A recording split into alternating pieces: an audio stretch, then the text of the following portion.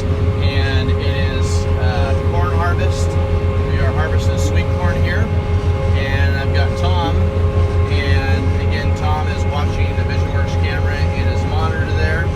And Tom, tell us a little bit about why you use it, and what you like about having a camera on your machine. Well, just the comfort factor of being able to know what's going on inside of the machine, even though I can see it if I turn around and look behind me. But the comfort level, it just neck strain, back strain, everything, you just start whipping your head back and forth all day long.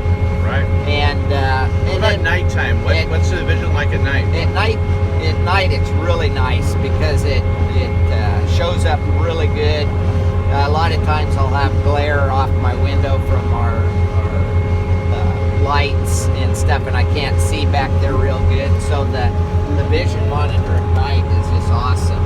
It's just like being right in there with it, because you don't have glare